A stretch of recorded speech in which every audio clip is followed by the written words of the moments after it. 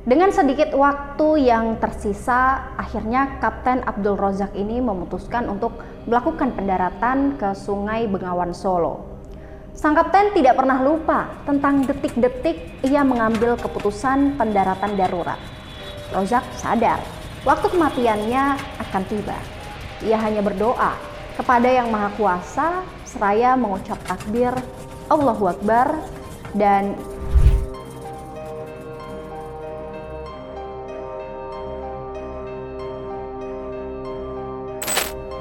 masih ingat dengan insiden pendaratan darurat pesawat Garuda Indonesia di Sungai Bengawan Solo tahun 2002? Ini benar-benar kuasa Tuhan. Ya, bayangin aja waktu itu mesin pesawatnya mendadak mati saat lagi terbang. Tapi di tengah suasana mencekam itu, sang pilot membuat keputusan yang tepat dengan memilih melakukan pendaratan darurat di anak Sungai Bengawan Solo dan akhirnya membuat seluruh penumpang selamat. Tapi gimana ceritanya? Kok bisa pesawat tersebut harus melakukan pendaratan? Bersama saya Anggi Puspariana. Jadi gini ceritanya. Jadi pesawat yang melakukan pendaratan darurat di Sungai Bengawan Solo ini pesawat Garuda Indonesia Boeing 737-300 dengan nomor penerbangan GA421. Pesawat ini dipiloti oleh Kapten Abdul Rozak dan kopilot Haryadi Gunawan serta membawa 54 penumpang dan 6 awak kabin. Di mana di antara penumpang pesawat itu tercatat ada seorang gubernur asal Mataram, Kepala Badan Pertahanan Nasional Jawa Tengah, dan warga negara asing asal Australia. Pesawat ini memiliki rute penerbangan PP Jakarta, Yogyakarta, Surabaya, dan Mataram, NTB.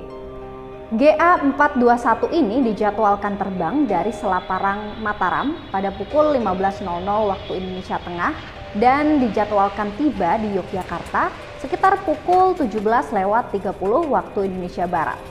Meski cuaca udah mulai gelap dan hujan mulai turun, namun pesawat tetap harus mengudara.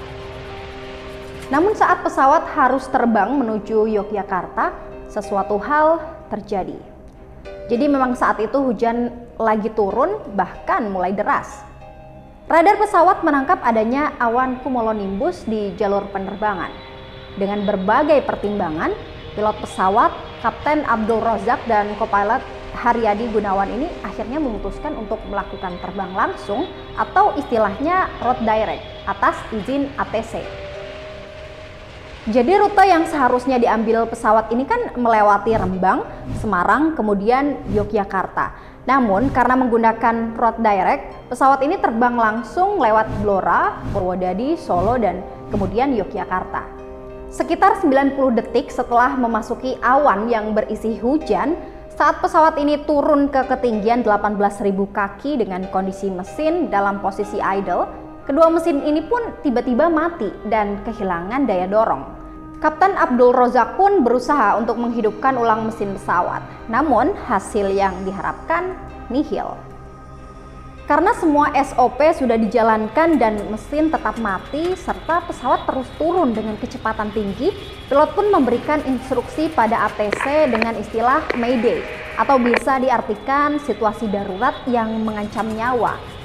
Sayangnya lagi, itu semua sia-sia karena semua alat komunikasi tentu aja udah mati dan ATC gak akan mungkin mendengarkan pilot. Di titik inilah pilot pun memutuskan untuk melakukan landing darurat. Kapten Abdul Rozak memerintahkan kopilot Haryadi untuk meletakkan mikrofon dan meminta pada seluruh penumpang dan kru untuk berdoa.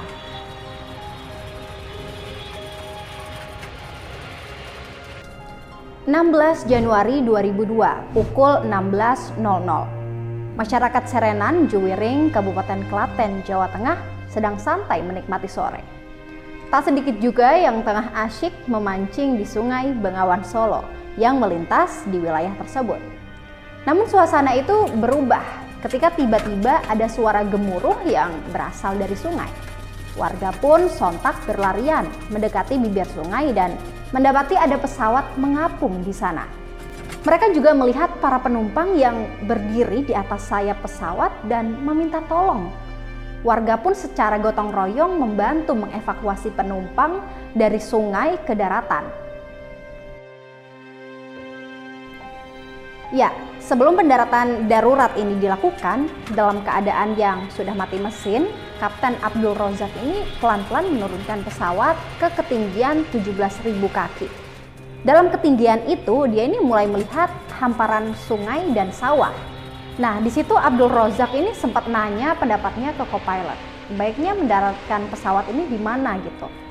Saat mendiskusikan hal ini, co-pilot Haryadi menyarankan untuk mendaratkan pesawat di sawah. Pada saat itu, keadaan sawah memang sedang banjir dan penuh dengan air. Tapi setelah dipikir-pikir lagi sama Kapten Abdul Razak ini, mereka semua kemungkinan besar akan mati kalau mendarat di sawah, karena tak tahu soal kedalaman banjir itu. Dengan sedikit waktu yang tersisa, akhirnya Kapten Abdul Razak ini memutuskan untuk melakukan pendaratan ke Sungai Bengawan Solo. Sang kapten tidak pernah lupa tentang detik-detik ia mengambil keputusan pendaratan darurat. Razak sadar waktu kematiannya akan tiba. Ia hanya berdoa kepada Yang Maha Kuasa, seraya mengucap takbir dan terus fokus melakukan upaya pendaratan. Mendarat di Bengawan Solo diakui Abdul Razak ini bukan merupakan hal yang mudah. Ia mengaku sempat panik karena melihat banyak jembatan di sungai tersebut. Berbekal doa dan keyakinannya, Abdul Razak berhasil mendaratkan pesawat di antara dua jembatan. Tragedi ini pun tentunya membawa dampak yang luar biasa, khususnya bagi Kapten Abdul Razak. Razak mengaku terus merenungkan kembali kira-kira pesan apa yang ingin Tuhan sampaikan melalui peristiwa tersebut dan mengapa ia diselamatkan. Bahkan Razak merasa mungkin Tuhan menginginkannya lebih bersyukur dan memanfaatkan waktu yang masih diberikan untuk merawat anak yatim.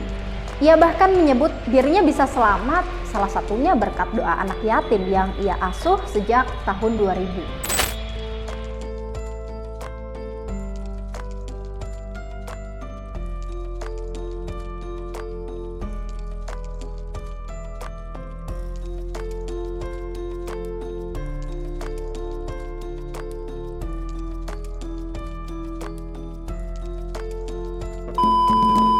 Eits, tarik napas dulu sebelum ceritanya dilanjutin. Cuma mau bilang makasih buat kamu yang udah ngikutin episode-episode di Jadi Gini Ceritanya. Buat yang belum subscribe, jangan lupa. Biar gak ketinggalan cerita baru, nyalain juga loncengnya. Itu dia kisah pendaratan darurat pesawat Garuda Indonesia di Bengawan Solo. Dalam peristiwa ini, satu pramugari dinyatakan meninggal dunia. Sekian dulu cerita kali ini. Bye.